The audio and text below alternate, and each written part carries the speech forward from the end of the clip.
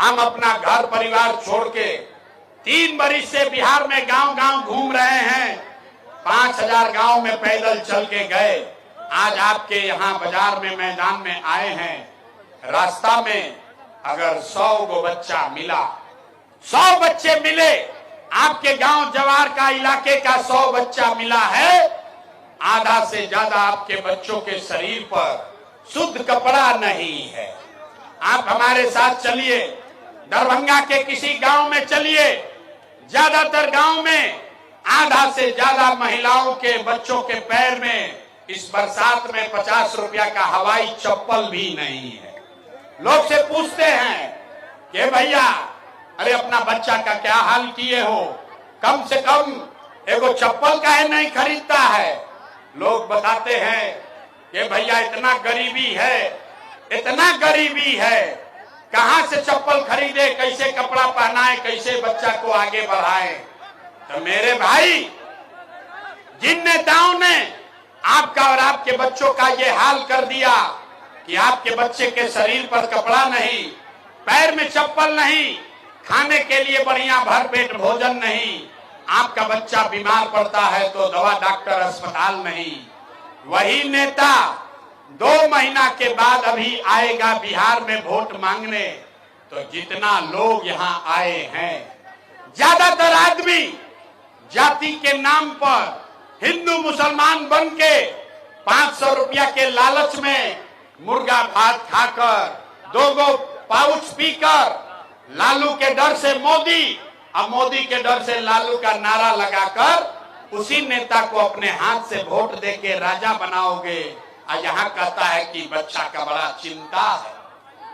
अरे भाई, अपना बच्चा के नाम पर झूठ बोल रहे हो तो आप नहीं भोगिएगा, आपका बच्चा नहीं भोगेगा तो कौन भोगेगा। हम मीठा बात नहीं बोलते हैं। बिहार में आदमी को सुधरना ही नहीं है।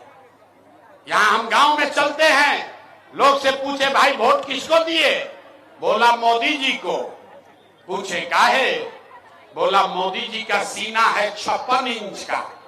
सुनी कहानी बिहार के लोग का दुर्दशा का। लोग से पूछे वोट काहे दिए, बोला मोदी जी का सीना है 56 इंच का। पूछे इससे क्या होगा, बोला मोदी जी सब मियां जिलों को मार के भगा देंगे, पाकिस्तान का 6 गो टुकड़ा कर देंगे। अरे मेरे भाई, जाले के गांव में बैठ के आपको ये दिख रहा है कि आप मोदी का सीना 50 इंच है कि 56 इंच, लेकिन अपने बच्चों का, दरभंगा मिथिलांचल बिहार के बच्चों का खाए बगैर सीना सिकुड़ा के 15 इंच हुआ है, ये आपको नहीं दिख रहा है। तो आप नहीं भोगोगे तो कौन भोगेगा। क्या भोगी रे भाई। बिहार में आदमी के सुधरे के नहीं थे। यहाँ 5 बरस आदमी नरक का जिंदगी जी रहा है। जिस गांव में जाते हैं लोग कहता है नाली गली नहीं है, लेकिन क्या पढ़ाई नहीं है, रोजगार नहीं है, खाने को नहीं है, घर नहीं है, बड़ा भ्रष्टाचार है। 5 बरस ये नरक का जिंदगी जीने के बाद अभी कल वोट होगा तो अपना सारा दुख तकलीफ भूल जाएगा। अब वोट के दिन ए भाई हमारा जात क्या है, कौन हमारा जात का नेता खड़ा है, चलो उसी को वोट दिलाएगा।